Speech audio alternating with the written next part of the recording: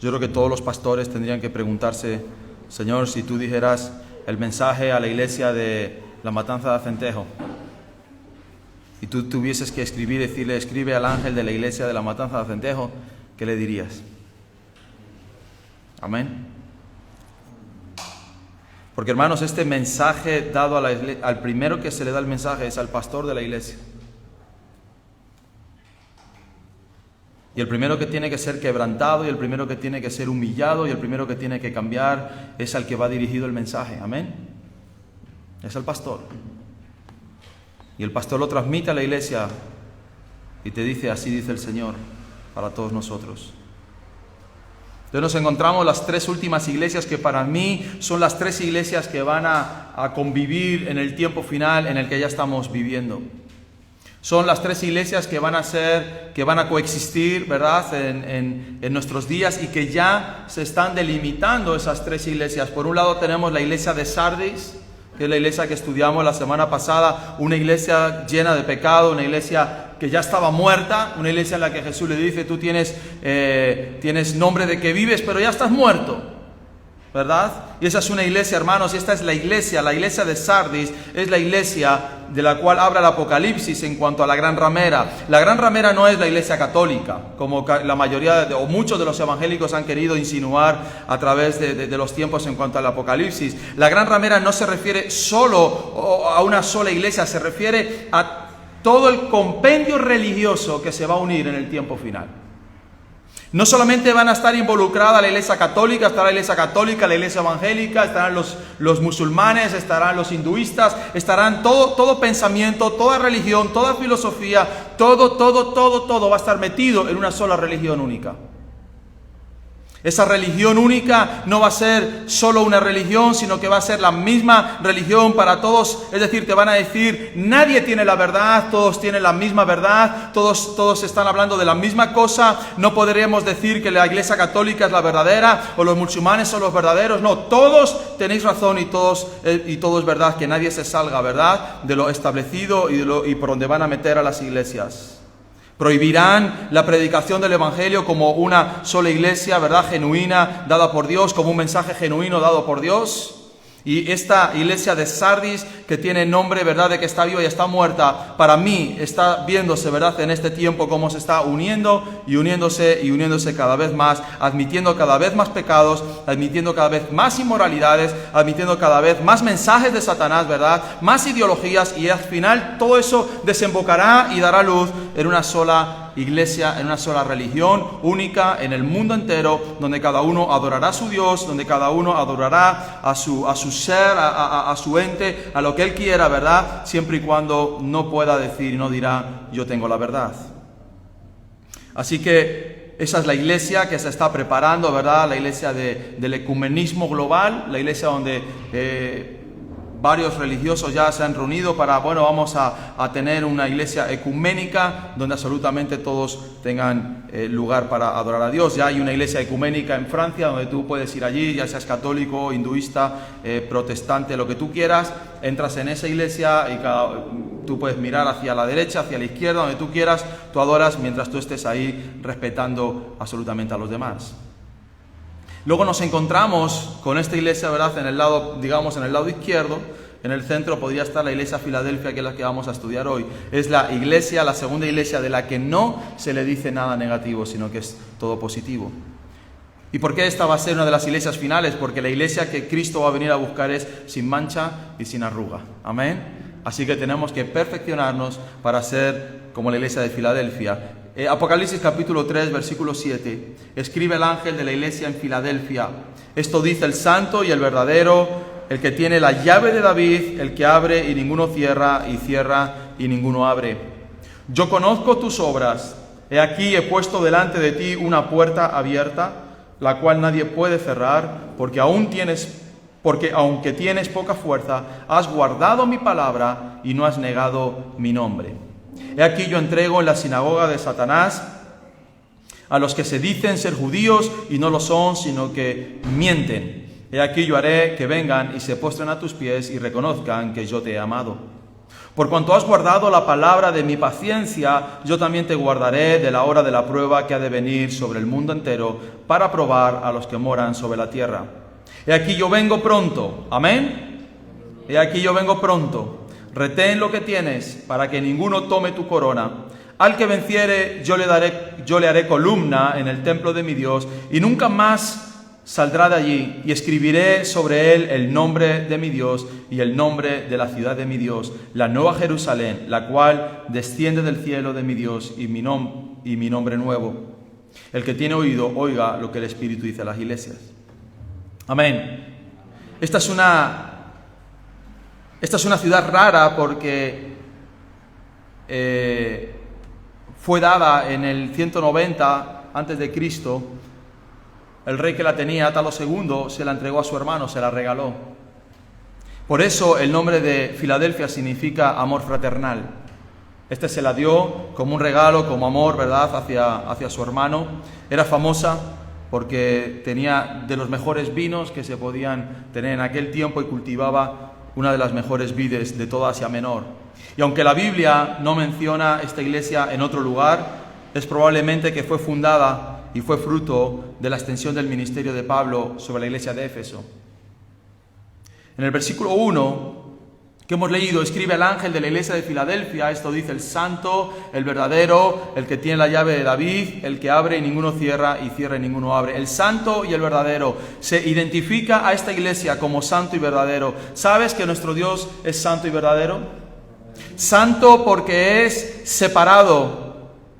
Se diferencia de todos los demás dioses que son una imitación fraudulenta del Dios verdadero.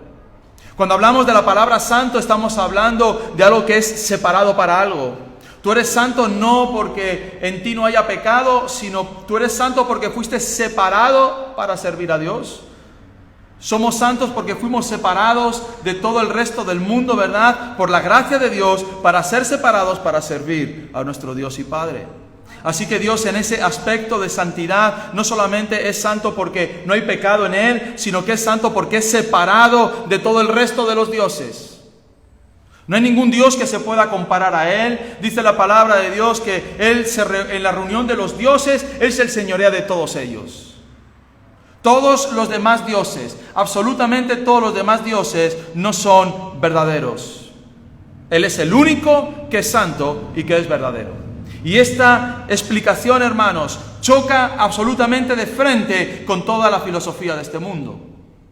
Y va a chocar cada vez más con esta filosofía de este mundo, porque como ya dijimos, estas tres iglesias yo creo que van a ser contemporáneas, viviendo en el mismo tiempo. Y esta iglesia verdadera, que es la iglesia de Filadelfia, ¿verdad?, que está guardada por Dios, cuando ella diga, nuestro Dios es el Dios santo y verdadero, estará diciendo, nuestro Dios es el único guardado de todos los demás y el único que dice la verdad. Hermanos, no hay 1000 verdades, no hay 100 verdades, hay una sola verdad. Porque la verdad es Cristo. Él dijo, yo soy el camino, la verdad y la vida. Así que la verdad no es una idea, la verdad no es un pensamiento, la verdad es una persona y es la persona de Jesucristo. Así que cuando Cristo se revela a la iglesia de Filadelfia y se revela a nosotros, nos está diciendo, yo soy el santo y el verdadero, yo estoy separado de todos los demás dioses. A mí no me metan en el mismo saco, a mí no me metan en la misma situación, a mí no me digan que soy igual a Mahoma, o que soy igual, ¿verdad?, que Krishna, o que soy igual que otros dioses. No, yo soy santo, estoy separado, soy único y soy verdadero. La única verdad está en Jesucristo y en su palabra. Amén. El que tiene la llave de David. Esta llave simboliza que Cristo tiene la autoridad absoluta y soberana para controlar la entrada al reino de los cielos. Las llaves que llevan a la salvación y a la bendición eternas están en las manos de Dios. No están en las manos de San Pedro. Siempre se nos ha dicho, ¿verdad?, que arriba está San Pedro con unas llaves que te abre o te cierra. No. Apocalipsis capítulo 3, versículo 1, ¿quién es el que tiene la llave de David? Cristo. Y Él es el que tiene la entrada y la vía para entrar en el reino de los cielos, hermanos. Así que agárrate a Cristo, amén, porque Él es el único que tiene las llaves para hacernos entrar en el reino de los cielos. así como también tiene las llaves del Hades y del infierno. Él abrirá las puertas de la salvación para millones y millones de almas que entrarán para ser bendecidos eternamente por Dios, por el Padre, por el Espíritu Santo. Y Él abrirá las puertas del Hades para conducir de forma irreversible a la muerte y al infierno a las personas que no han creído en Él. Esta es una imagen de Dios que a muchos se les cruzan los cables diciendo, bueno, ¿cómo es que Dios envía a gente al infierno? Bueno, no es que Dios literalmente envía a la gente al infierno, sino que es la condenación que ellos mismos se han buscado por causa de no haber aceptado a Jesucristo. Les hablaba en este día, ¿verdad?, a los que se van a bautizar la semana que viene, tenemos bautismos, amén. Así que prepárense para invitar gente nueva, para que vean algo diferente. Les decía, vuestra salvación ya fue ganada hace 2000 años. Tú no fuiste perdonado el día que te entregaste a Cristo. Ahí fue cuando recibiste el perdón, pero ya fuiste perdonado hace 2000 años. El perdón de tus pecados, hermanos, fue pagado hace 2000 años. Y qué triste irse al infierno cuando ya Cristo había pagado por tus pecados. Amén. Cuando tú estés allí, bueno, tú no, amén. Cuando algunos estén allí en el infierno y le digan, tú sabes que tus pecados fueron perdonados, pero no aceptaste ese perdón. El día que yo fui perdonado, hermanos, fue el día, ¿verdad?, en que yo acepté ese perdón de Cristo y entró en mi corazón. Amén. Él murió hace 2000 años por nuestros pecados. Así que Él tiene la llave de David, hermanos. Él dice, yo abro y ninguno cierra. Amén. Yo cierro y ninguno puede abrir. Y pondré la llave de la casa de David sobre su hombro. Está hablando de Cristo, Isaías 22. Y abrirá y nadie cerrará, cerrará y nadie abrirá. Así que delante de nosotros tenemos al Dios único y verdadero, al santo, al verdadero. Esta es una imagen que le está dando a la iglesia de Filadelfia, iglesia final. Yo soy el único y yo soy el verdadero. No se dejen engañar, no se dejen engatusar por el ecumenismo, no se dejen mezclar con otros dioses, no se dejen mezclar con otras religiones. Yo soy único, yo soy verdadero, yo soy el santo y yo soy el que tiene las llaves. Yo soy el único que puede abrir las cosas y el único que puede cerrar las cosas. Cuando hablábamos de aquel rollo, ¿verdad?, de aquel libro que estaba escrito y nadie lo podía abrir, era que nadie lo podía abrir. El único que tiene poder, hermanos, para abrir puertas es Jesucristo. El único que tiene poder para abrir puertas para tu trabajo, para tu solución familiar, para tu solución matrimonial es Jesucristo. El único que puede abrir o cerrar las puertas es Cristo mismo. Y de todas maneras, hermanos, que a veces cuando Dios nos cierre las puertas, no te empeñes en abrir esa puerta porque no es para ti.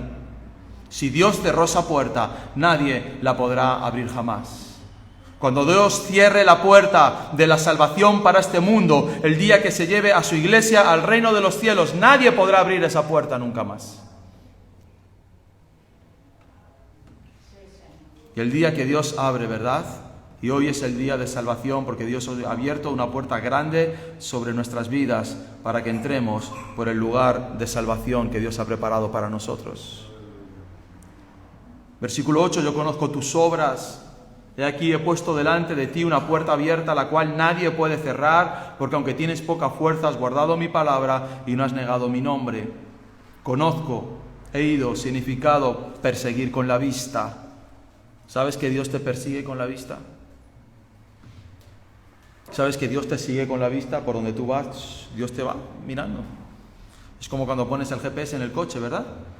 El GPS te va viendo por dónde vas. Ahí tienes el pitotito azul ese que te va caminando. Ahí estás tú. Así está Dios. Yo conozco, yo sé, yo te persigo con la vista. Yo miro por donde vas. Yo pongo delante de ti una puerta abierta. Hermanos, debemos de aprovechar las oportunidades que Dios nos da, las puertas que Dios abre para predicar el Evangelio. Dice la palabra de Dios, mientras tanto que es de día, prediquen el Evangelio, porque va a llegar el tiempo de la noche donde no se va a poder predicar el Evangelio. Y como iglesia, hermanos, Dios nos ha abierto puertas como puede ser la puerta de la radio. Y si Dios nos abre la puerta de la radio, no podemos desaprovechar esa puerta. Tenemos que entrar por esa puerta, ¿verdad? Y tenemos que servir a Dios con ese ministerio que Dios ha abierto. Es una puerta que Dios ha abierto en el momento que Dios ha querido abrirla, en el momento que Dios ha determinado que tenía que estar abierta. Otras puertas de otras radios se han cerrado. Esta, sin embargo, Dios la ha abierto. Amén. Así que ánimo a todos los que están trabajando en la radio, ánimo a todos los que se están preparando para servir a Dios en la radio, porque es una puerta que Dios ha abierto.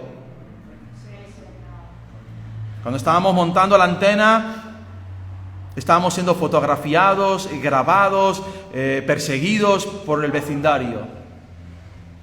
Al poco tiempo, ¿qué crees que ocurrió? Llegó la policía. ¿Qué están haciendo ahí? Que nos han llegado informes de que están montando aquí una locura, una antena. Así que le dijo el policía, ustedes no conocen la ley ¿qué dijo? La ley de ordenamiento y paisajismo de Canarias. Digo, no, pero conocemos la ley de telecomunicaciones y esa nos permite montar una antena. Pues que sepa que estamos preparando un informe para informar a las autoridades competentes. Haga usted el informe, amén. Si esta puerta Dios la ha abierto, nadie la cierra, amén. Dios le dice a la iglesia de Filadelfia y a la iglesia final, hay una puerta abierta delante de ti que nadie puede cerrar. El Evangelio, por mucho que sea perseguido, hermanos, el Evangelio, por mucho que sea humillado, no va a poder ser cerrado. Dice, porque aunque tienes poca fuerza. ¿Qué significa esto, hermanos? En este tiempo final, la iglesia verdadera de Jesucristo será un pequeño remanente, apenas sin fuerza. Amén. Cuando tú te ves en el instituto, ¿verdad? Tú solo allí, el cristiano de turno, y te ves delante de todos esos, dices, qué poca fuerza tengo. Amén. Cuando te ves en el trabajo lleno de personas inmorales, lleno de personas que viven sus vidas como las viven, te ves como indefenso y pequeño. Pero Dios dice a su iglesia en este tiempo, aunque tienes poca fuerza, no tienes fuerza política, no tienes fuerza económica, no tienes fuerza social, nadie te va a apoyar en este tiempo, iglesia. Nadie va a apoyar a una iglesia, no han apoyado a Hungría en esta semana. Cuando Hungría determinó en esta semana decir, bueno, nosotros en los institutos y en los colegios de nuestro país solamente vamos a enseñar la cultura, ¿verdad? Matemáticas, las ciencias y todo esto. Y todo lo que tenga que ver con ideologías de género, todo lo que tenga que ver con todo eso, eso pertenece al ámbito privado, eso pertenece a las familias, no se va a dar en los colegios, en los institutos. Toda Europa les ha dicho, ahí tiene la puerta, abran la puerta, váyanse de Europa, no les queremos. Y no los han echado porque tienen el apoyo de Polonia. ¿Qué crees que van a decir de la iglesia? Cuando tú en tu vida pública, ¿verdad? Como iglesia tengas que decir la verdad absoluta del cristianismo, la verdad sobre el pecado, la verdad sobre la inmoralidad. Yo estaba el otro día hablando con una persona de ideología de género y estaba diciendo, bueno, ok, imagínate que yo acepto la homosexualidad y puede haber pastores homosexuales. Entonces, ¿qué hacemos con la fornicación y el adulterio? ¿No existen? Porque si quito uno de los pecados morales, tengo que quitar el resto de los pecados morales, porque si no sería contradictorio. O admito uno o no admito ninguno. Así que, iglesia, en este tiempo vas a tener poca fuerza. Vamos a ser pocos. Vamos a tener poca fuerza. No vamos a tener la fuerza, no vamos a tener el empuje de la política detrás de nosotros. Ningún partido político va a apoyar a la Iglesia de Cristo. Ninguno. Porque ningún partido político que esté en el poder podrá llegar al poder sin haber admitido todo esto. Es imposible. Ninguna fuerza social estará detrás de la iglesia, ninguna fuerza económica estará detrás de la iglesia. Por eso necesitamos, amén, que los miembros de las iglesias sean fieles en sus diezmos y en sus ofrendas, porque no tendremos ni un solo céntimo de los estados. ¿Por qué la iglesia primitiva vendían todo lo que tenían y lo ponían a los pies de los apóstoles? Porque no tenían ningún apoyo económico de ningún ente, ni religioso, ni político, ni social. Así que tenemos que empezar a ir cambiando nuestra mentalidad, porque en este tiempo final, si queremos ser la iglesia de Filadelfia, podemos ser la iglesia de Sardis. Yo no quiero ser Sardis ni quiero ser la Odisea, yo quiero ser Filadelfia. Así que esa puerta que Dios ha abierto, déjame decirte, ni todo el movimiento LGTBI va a poder cerrar la puerta que Dios abre. Amén. Ni todo el movimiento feminista con los abortos podrá cerrar la puerta que Dios abre a su iglesia. Nadie podrá cerrar lo que Dios abre. Dice la palabra de Dios, así que no depende del que quiere, ni del que corre, sino de Dios que tiene misericordia. Amén. No depende de nosotros nuestra fuerza, no depende de ti la fuerza que tú tengas, no depende de ti las cosas que puedas alcanzar, no depende de si corres mucho, si eres fuerte, depende de Dios que tiene misericordia con quien Él quiera tener misericordia. No temáis, dice Lucas capítulo 12, manada pequeña, porque a vuestro Padre le ha placido daros el reino.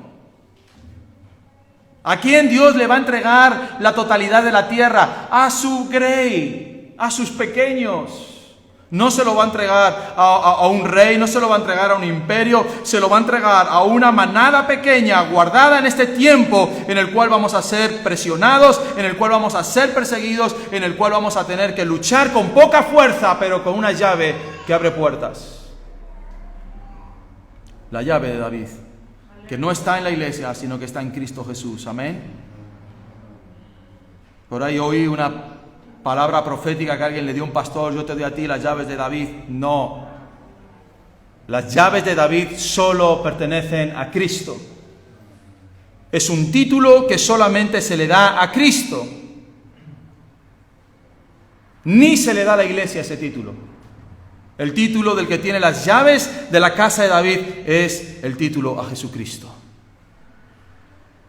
Amén. Amén. Lo diga quien lo diga, aunque tenga 1 millón de retweets, aunque sea seguidor, o le sigan 20.000 o 30.000 o 100.000, está equivocado. Este título de la llave de David es solamente para Cristo. Y hermanos, delante de nosotros tenemos una gran oportunidad de predicar el Evangelio en este tiempo. Y en cuanto pase la pandemia, hay que salir. Amén. Hay que salir a predicar el Evangelio. Hay que llenar los graneros de grano porque Cristo viene. Y Dios va a ir abriendo puertas a la iglesia. Dios va a ir abriendo casas que va a abrir para predicar el Evangelio. Dios va a abrir células. Tú puedes ser un líder de célula el año que viene. Así que prepárate para que Dios abra las puertas en las cuales tú tienes que servir. Amén. Si tú crees, Dios te va a abrir puertas. Y tú vas a liderar y tú vas a pastorear personas, pero tienes que comprometerte delante de Dios. Y son puertas que solamente Dios va a poder abrir delante de ti. Y aquí yo entrego de la sinagoga de Satanás a los que se dicen ser judíos y no lo son, sino que mienten. Y aquí yo haré que vengan y se postren a tus pies y reconozcan que yo te he amado. ¿Sabes? Siempre va a haber conflicto entre la iglesia amada, entre la iglesia verdadera y los hermanos bastardos. Los que se dicen que son cristianos, los que se dicen que son hijos de Dios y no lo son. Siempre los Saúles lanzarán lanzas contra los Davides. Si tú eres iglesia de Cristo, tenemos que estar preparados para asumir los ataques que van a venir aún dentro de las mismas iglesias que se llaman cristianas. ¿Cómo no puedes admitir esto? ¿Cómo no puedes decir esto? ¿Cómo se te ocurre predicar lo otro? ¿Cómo se te ocurre ser tan radical? ¿Cómo se te ocurre etc, etc, etc, etc? Dice la palabra de Dios que se enojó Saúl en gran manera y le desagradó ese dicho que decía: David mató a 10.000 y Saúl a los 1.000. Dice, no le falta más que el reino. Y desde aquel día Saúl no miró con buenos ojos a David. Tú sigue adelante, hermano. No te preocupes de lo que los demás piensen de ti. No te preocupes si los demás comienzan a tener envidia, si Dios comienza a usar tu vida, si Dios comienza a poner sobre ti almas a las que tienes que pastorear, si Dios te comienza a dar gracia a través de la radio, si Dios te empieza a dar gracia a través de las redes, no lo sé, de la manera en la que Dios te use para servirlo y para alcanzar multitudes para Cristo. No tengas temor. Se levantarán muchos en contra de ti, simplemente por envidia. Dice que un espíritu malo de parte de Jehová vino sobre Saúl y estando sentado en su casa tenía una lanza en la mano. mientras David estaba tocando el arpa.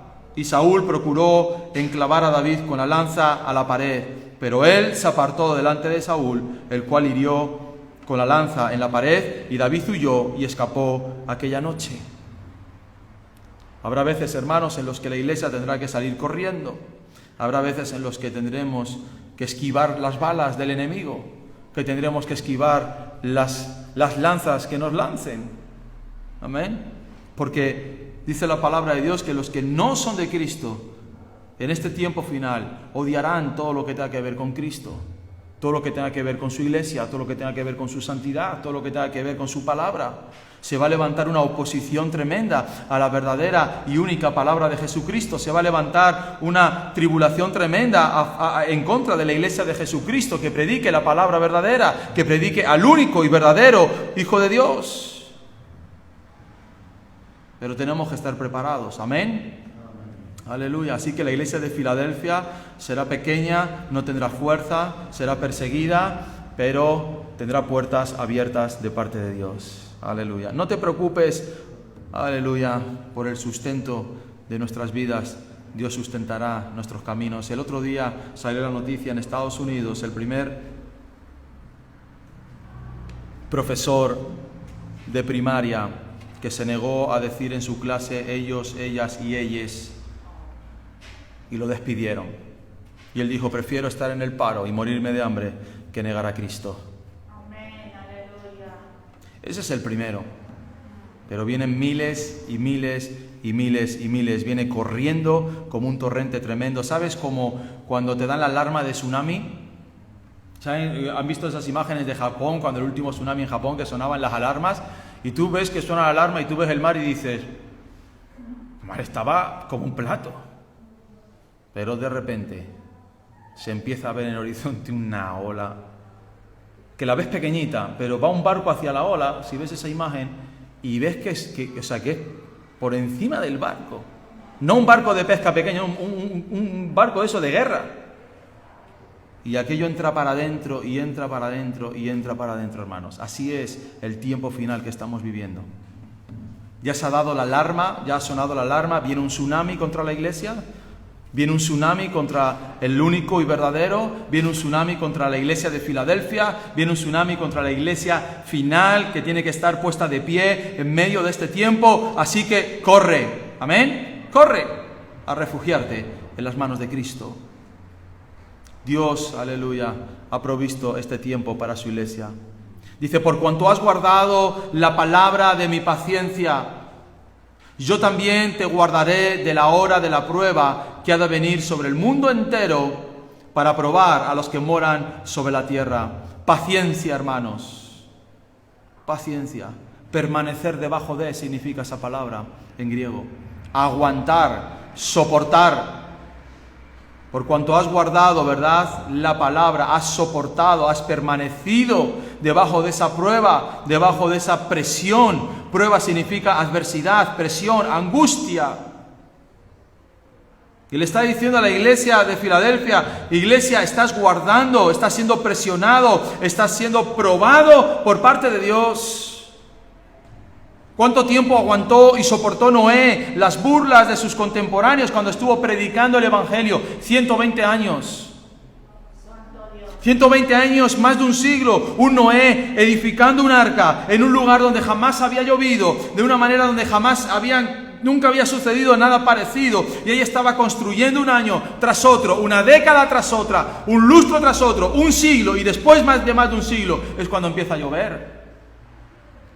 ¿Cuánto tiempo, verdad, lleva la iglesia predicando acerca de la venida de Cristo, acerca de que Cristo viene, verdad? Y cuántos se siguen riendo de esa promesa, y cuántos se siguen riendo de esa profecía. Pero, hermanos, tenemos que aguantar predicando el Evangelio y diciéndole a la gente que Cristo viene pronto.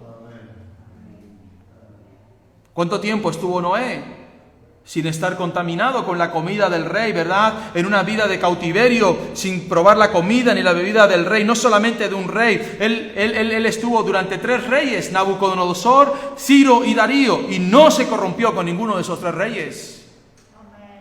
Él fue íntegro hasta el final, hermanos. Él soportó el tiempo de la prueba, él soportó el tiempo donde estaba puesto en un lugar que no era su cultura, que no era su pueblo, que no eran sus dioses, pero allí estuvo aguantando y aguantando, aunque muchas veces eso lo llevó a estar rodeado de leones.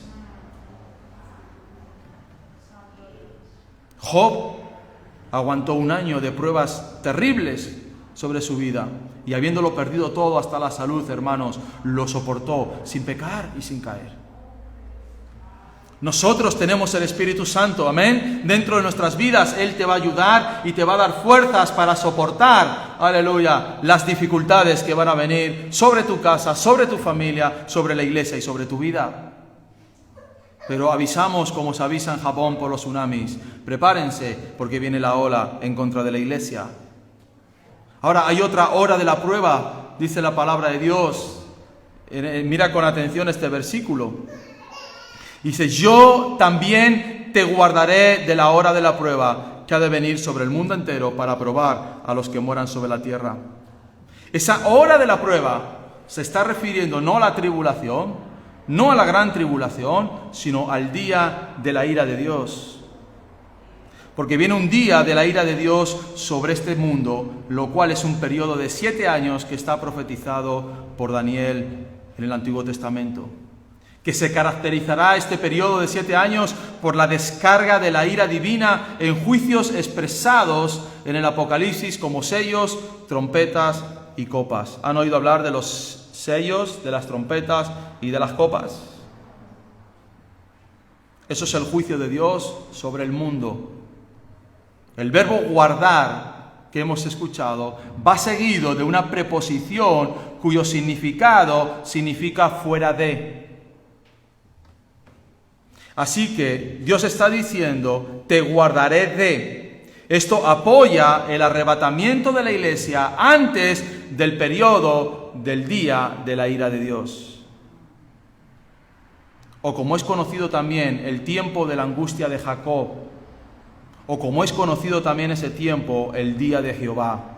Siempre que tú leas en la Biblia el día de Jehová, tiempo de angustia para Jacob o día de la ira, se está refiriendo a este tiempo apocalíptico donde Dios desatará las plagas que vinieron sobre Egipto, donde Dios desatará los sellos, sonarán las trompetas y vendrán las copas de la ira. Pero en ese periodo no está la iglesia. Lo dice claramente, dice, porque este tiempo será para probar a los que moran sobre la tierra. Y esa palabra moran, siempre que tú leas en la palabra de Dios, los moradores de la tierra, no se refiere a los habitantes de la tierra, sino a los que no hacen la voluntad de Dios. Moradores de la tierra, siempre en la Biblia da el significado de personas no creyentes.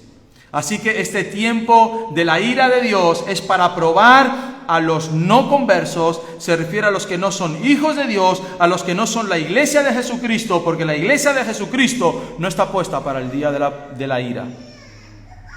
Amén. Así que la iglesia tendrá un periodo de prueba, si es cierto, tendrá un periodo de persecución, de tribulación, e incluso un periodo de gran tribulación, pero llegará el momento en el que Dios se lleva a su iglesia. Amén. Y entonces vendrá el día de la prueba de los moradores. Nuestra prueba habrá sido de confrontación con el mundo espiritual, con el mundo político, económico y social del mundo, pero el día de la prueba, hermanos, que viene sobre el mundo, será un día de catástrofes terribles sobre la faz de la tierra. Pero Dios le dice a la iglesia, iglesia final, tú no estarás en ese periodo. Ese es un periodo que ha sido reservado y que ha sido guardado única y exclusivamente para todos aquellos que han rechazado a Jesucristo. Así que todo hombre, mujer, o joven, o anciano que haya rechazado a Jesucristo, vendrá sobre él este tiempo de la ira de Jehová o el tiempo de angustia para Jacob. Hermanos, que Dios nos guarde, amén. Peleemos la batalla que tenemos por delante, seamos fieles al nombre de Jesucristo, seamos fieles a la predicación de la palabra de Dios, seamos fieles en nuestras vidas, guardemos con celo y con temor delante de Jehová lo que hemos recibido para ser arrebatados antes de que este mundo venga sobre él la ira de Jehová. Amén. Aleluya. Así que la iglesia, hermanos, sí o sí será arrebatada antes de ese tiempo en el que Dios va a probar al mundo entero. Aleluya. Versículo 11, he aquí yo vengo pronto, retén lo que tienes, para que ninguno tome tu corona. Otra advertencia apocalíptica, he aquí yo vengo pronto. Amén. He aquí yo vengo pronto. ¿A cuánto tiempo está el Señor de venir? No lo sabemos. Pero viene pronto. Aleluya. Viene pronto. La frase, ¿verdad? Retén lo que tienes, ya la vimos en anteriores veces. No pierdas lo que has recibido. Guárdalo celosamente, hermanos. El Evangelio es algo que tienes que guardar, que proteger. La sensibilidad del Espíritu Santo es algo que tienes que proteger. El temor a Jehová. Guárdate de inmoralidad, hermano. Guárdate de toda raíz de amargura. Guárdate de toda raíz de amor a las cosas materiales. Guárdate, guárdate. Retén lo que has recibido, retén lo que has recibido. Hemos recibido la vida eterna, hemos recibido la verdad, hemos recibido la vida, hemos recibido la bendición de Dios. Guardemos eso, atesorémoslo en nuestro corazón como lo más preciado de nuestras vidas. No hay nada, hermanos, mayor que eso, ni un esposo, ni una esposa, ni los hijos, nada mayor que la bendición que hemos recibido de parte de Dios, esa salvación. Aleluya. Y si algunos de ustedes tienen que pelear en familias inconversas, hombres, ¿verdad?, padres que no se van a convertir, o madres que no se van a convertir, hermanos que los van a perseguir, aguanten. Aquí tienen a su iglesia para que juntos soportemos la presión que viene. Pero retén lo que has recibido. Amén. Retén lo que has recibido. Guárdalo, atesóralo, protégelo. Da la vida por ello. Al que venciere, yo haré columna en el templo de mi Dios, y nunca más saldrá de allí. Y escribiré sobre él el nombre de mi Dios, y el nombre de la ciudad de mi Dios, la nueva Jerusalén, la cual desciende del cielo, de mi Dios, y mi nombre nuevo. Yo le haré columna en el templo de mi Dios y nunca más saldrá de allí. Hermanos, los cristianos gozaremos de una posición inconmovible, como nos da la imagen de una columna. ¿Qué sostiene un edificio? Las columnas. Tú puedes tirar paredes, pero no puedes tirar columnas. Tú puedes quitar ventanas, pero no puedes quitar columnas. Tú puedes aquí modificar lo que tú quieras, pero no se te ocurra quitar estas columnas. Dios dice: al que venciere, yo le voy a hacer columna. Amén. En el templo de mi Dios. Allí estarás. Nunca saldrás de la presencia de Dios, eternamente con Dios, allí para siempre, afirmado en la roca que es Cristo, afirmado sobre tu salvación para siempre. No solamente eso, sino que Dios va a escribir el nombre de Él sobre tu cabeza, diciendo: este es mío, me pertenece. Yo lo pagué, yo lo compré a precio de sangre. ¿Sabes que cuando Dios nos habla que Él nos compró, está dando la imagen de un hombre que va al lugar donde vendían esclavos y va allí a ese lugar de mercado de esclavos y dice: dame ese esclavo, toma el precio y yo los traigo para mí? Así que, hermanos, Dios nos ha sacado de la esclavitud del pecado, Dios nos ha sacado de la esclavitud de la inmoralidad para escribir sobre nosotros el nombre de Él mismo sobre nuestras frentes. Aleluya. Él se identificará como nosotros, como personas que le pertenecemos, que somos suyos por la eternidad. El nombre de la ciudad de mi Dios, la nueva Jerusalén, la cual desciende del cielo. ¿Sabes que hay una ciudad capital en el cielo que ya está hecha? Hay un lugar en el cielo, un lugar de santidad perfecto. Ese lugar ya existe, ya está hecha, ya está creada esa Jerusalén. Amén, aleluya. Vete al libro de Apocalipsis, capítulo 21.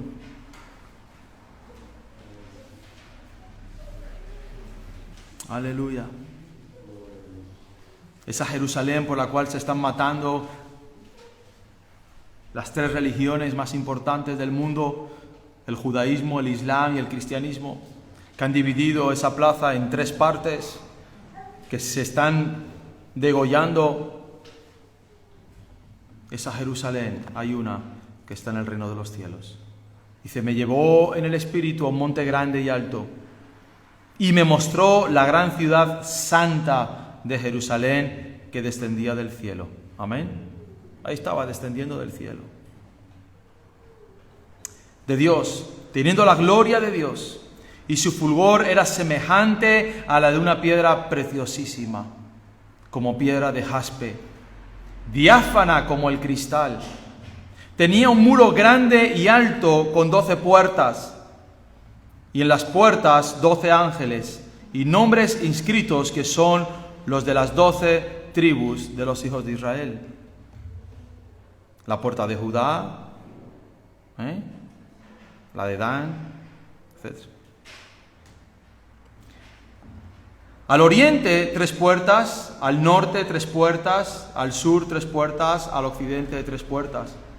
Y el muro de la ciudad tenía 12 cimientos, y sobre los 12 nombres de los 12 apóstoles del Cordero. Las 12 puertas, las 12 tribus, los 12 cimientos, los 12 apóstoles. El material de su muro no era cemento, hermanos, no era hormigón, era jaspe. Pero la ciudad era de oro puro, semejante al vidrio limpio. Y los cimientos del muro de la ciudad estaban adornados con toda piedra preciosa. El primer cimiento era jaspe, el segundo zafiro, el tercero ágata, el cuarto esmeralda, el quinto ónice, el sexto cornalina, el séptimo crisólito, el octavo berilio, el noveno topacio, el décimo crisopraso, el undécimo jacinto y el duodécimo amatista. Las 12 puertas eran 12 perlas. Cada una de las puertas era una perla. Y la calle de la ciudad era de oro puro. Amén. Tú vas a caminar, no por el asfalto donde salimos a correr, a hacer deporte. No, vas a caminar por una calle de oro. Sí, amén. Gloria a Dios. Aleluya. De oro puro, transparente como el vidrio. Vas a ver los cimientos. No sé qué colorido se verá, pero hermanos, tiene que ser impresionante. Y no vi en ella templo. Ya no hay templo. Ese templo por el cual Israel está soñando y añorando, ese templo que ya Cristo dijo, destruid el templo y yo en 3 días lo levantaré, porque estaba hablando de sí mismo. Ya no hay. ¿Por qué? Porque el Cordero es el templo. Amén. El Todopoderoso. El Señor Dios Todopoderoso es el templo de ella y el Cordero. La ciudad no tiene necesidad de sol, ni de luna que brille en ella, porque la gloria de Dios la ilumina y el Cordero es su lumbrera. No entrará en ella ninguna cosa inmunda o que hace abominación y mentira, sino solamente los que están inscritos en el libro de la vida del Cordero. Amén. Presionarán, apretarán, perderás tu trabajo posiblemente, perderemos nuestra economía posiblemente, nuestra forma de vida posiblemente, perderemos familia posiblemente por causa del Evangelio en este tiempo. Pero lo que está preparado, hermanos, es que tú vas a estar inscrito en el libro de la vida. Amén. Y tú y yo caminaremos juntos. Y te diré, ¿te acuerdas cuando predicábamos sobre la Nueva Jerusalén? ¿Te acuerdas cuando aquello nos parecía algo que no podíamos imaginar? ¿Te acuerdas cuando leíamos eso en el libro de Apocalipsis y hablábamos de eso y nos imaginábamos esos cimientos y nos imaginábamos esas perlas? ¿A que mereció la pena? A que por muy duro que fuese el camino, aunque por muy dificultoso que fuese la senda, aunque por muy estrecha que fuese la puerta o el camino fuese estrecho y angosto, mereció la pena. A pesar del dolor, del sufrimiento, de la escasez por la que pasamos en nuestro tiempo de peregrinaje sobre la tierra, mereció la pena. Aunque perdimos en el camino a padres, madres y hermanos que hoy no están con nosotros, pero mereció la pena. Aunque algunos se quedaron atrás y algunos por miedo o por vergüenza decidieron pararse en seco y decir: yo no sigo este camino más. Qué duro es, qué dificultoso es. Para nosotros mereció la pena. Aquí estamos en la nueva Jerusalén, en este cielo nuevo y en esta tierra nueva, incorruptibles. Nunca más habrá dolor en nuestros corazones, nunca habrá sufrimiento en nuestros corazones. Satanás será un viejo recuerdo, y estoy hablando poéticamente. El mundo será un recuerdo antiquísimo en nuestras mentes, y aquí estamos, entrando por una de estas puertas. ¿Por cuál puerta vas a entrar?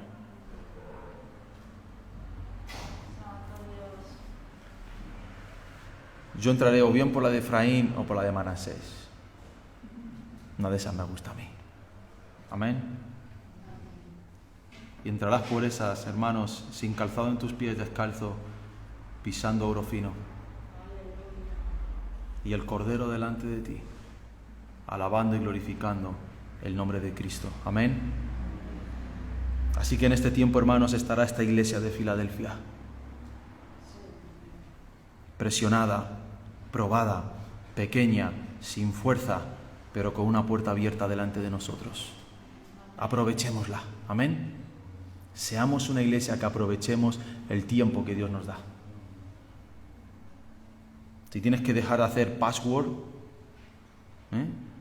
tienes que dejar de hacer surf, si tienes que dejar de jugar al ping-pong, si tienes que dejar ciertas cosas para dedicarle más tiempo a la predicación del Evangelio y a servir a Dios, hagámoslo. Amén. Hagámoslo. Porque sin duda, hermanos, merece la pena servir a Cristo. Y aquel día, hermanos, cuando estemos en esa Jerusalén, ay, Dios mío, aleluya, y veamos la gloria de nuestro Dios, hermanos,